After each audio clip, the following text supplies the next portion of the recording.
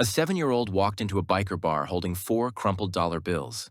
"Can you arrest my teacher?" she asked. "The police don't believe me. Will you?"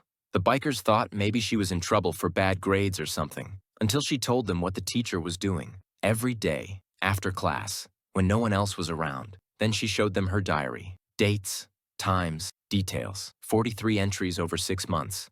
And when the bikers found out who the teacher was, the mayor's son, they realized why nobody believed her. He wasn't just protected, he was untouchable, or so he thought. Bull, the president of Iron Brotherhood MC, was the first to move. 6'4", 300 pounds, covered in tattoos. But when he knelt down to eye level with this little girl, his voice went soft. "Sweetheart, we're not police," he said carefully. "I know," she whispered, "but the police don't believe me. Nobody does." Her name was Sophia Martinez, 7 years old, 2nd grade at Riverside Elementary. Smart kid, the kind who asked questions and remembered answers. She lived 3 blocks from this bar with both her parents. Normal, middle-class family. Nothing obviously wrong from the outside. She held out those $4 bills, her entire allowance. "This is all I have. Is it enough?" The entire bar went dead silent. Bull looked at his brothers. Tank, their tech guy. Razor, the enforcer. Doc, the retired paramedic. 15 men total, and every single one of them had just stopped breathing. "We'll believe you," Bull said.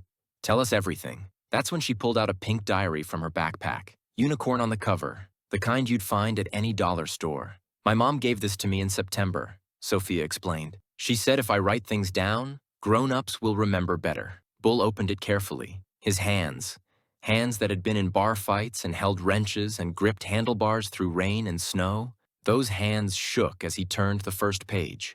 Mr. Brennan's special attention diary, written in crayon, then marker, then pencil, like she'd grabbed whatever was closest. 43 entries.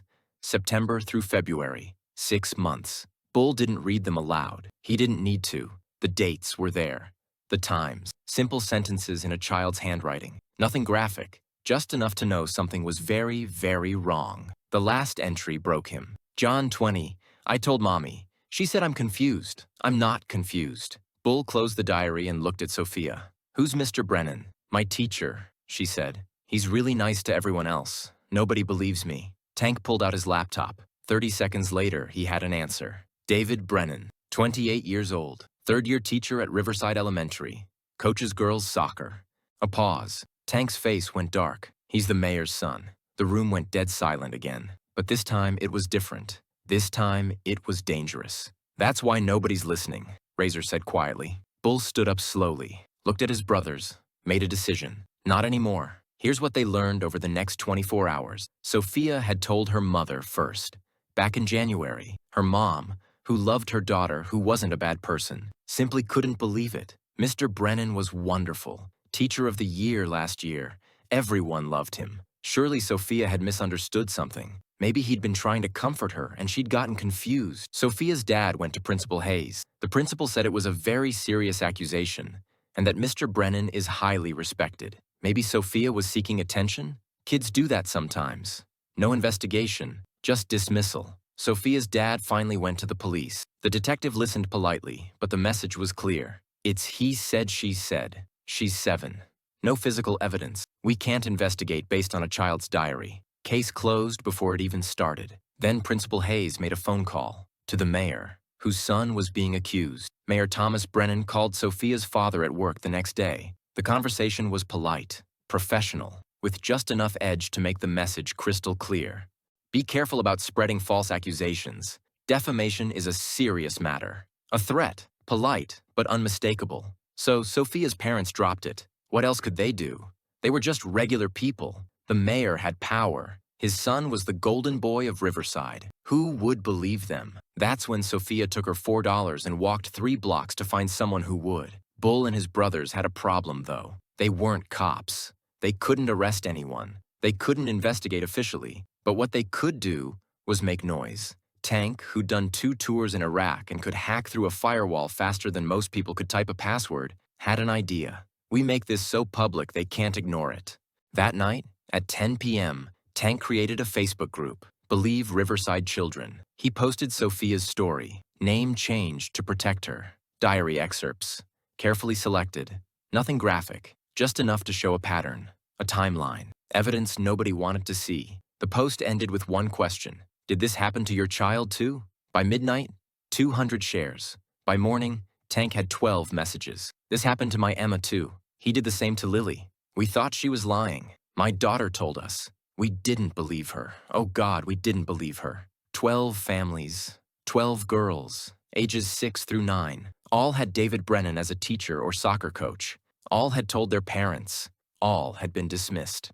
Same pattern, same methods, special attention, extra hugs, lap-sitting during reading time, comments about hair or clothes, always alone, always after class. Some of them had kept journals too. Within 48 hours, the Facebook group had 500 members. Parents who'd thought their daughter was the only one suddenly realized she wasn't. They'd been isolated, silenced, made to feel crazy for believing their own children. Not anymore. Week 1, local parents started sharing the story. Mr. Brennan was still teaching. The school released a statement. We take all allegations seriously, but we found no evidence of wrongdoing. Week 2, the 12 families met, compiled their evidence together, contacted a lawyer, then contacted the local news. The headline hit like a bomb. Mayor's son accused by multiple families. The school had no choice. David Brennan was placed on administrative leave, which meant paid vacation while they figured out damage control. Week 3, national news picked it up. Because of course they did. Mayor's son, multiple accusers, small-town cover-up, CNN, NBC, Fox. Every channel wanted the story. Mayor Brennan was forced to recuse himself from anything involving his son. The state police took over the investigation. Week 4, a forensic child psychologist interviewed all 12 girls separately. Different days, different locations. The girls didn't know each other, hadn't compared stories. The psychologist's report was clear. Testimony was credible, consistent. Pattern of grooming behavior identified across all 12 cases. Week 5, the state police determined there was enough evidence for arrest. A warrant was issued. On a Tuesday morning at 9:15 a.m., 2 state troopers walked into Riverside Elementary, past the front desk, down the hallway, straight into David Brennan's 3rd grade classroom. 20 students watched as their teacher, the one with the friendly smile and the Teacher of the Year plaque, stood up, confused, then terrified. David Brennan, you're under arrest. Handcuffs.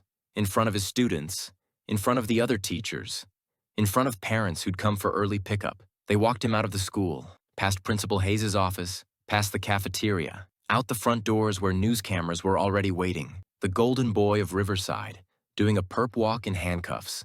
Across the street, Mayor Thomas Brennan watched from the window of Town Hall, watched his son's life end in real time, watched his own political career crumble right alongside it. The trial took 6 weeks to prepare. All 12 girls testified, most via closed-circuit video to protect them, though one wanted to do it in person. She was 9 years old and looked the jury right in the eye when she said, "He told me not to tell, but I'm telling now." The diaries were admitted as evidence. A handwriting expert confirmed each one was written by a child. A psychologist testified about grooming patterns. The defense tried to spin it. He was just affectionate. Misunderstandings. He cared about his students, maybe too much, but not criminally. The prosecution had one response.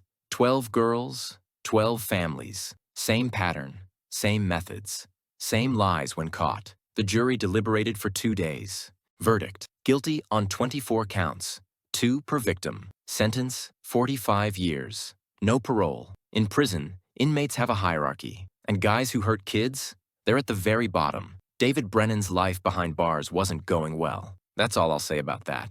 But it didn't end with him. Mayor Thomas Brennan was charged with obstruction of justice. Evidence showed he'd intimidated Sophia's father, pressured Principal Hayes to ignore complaints, used his office to protect his son. He took a plea deal, 3 years in prison, mandatory resignation. The mayor of Riverside became inmate. Principal Hayes was fired. The school board implemented new protocols, all complaints investigated by an outside agency, mandatory reporter training for every staff member, believe them posters in every classroom. And Sophia's pink diary, a copy of it anyway, sits in a display case at the county courthouse. The plaque reads, "Evidence that mattered." 3 years later, Sophia is 10 now. All 12 girls are in group therapy together. They call themselves the Brave 12. Last week, Sophia spoke at a school assembly. She stood in front of 300 kids and said, If someone touches you wrong, tell. Keep telling until someone listens. Don't stop. You're not confused. You're not making it up. And you're not alone.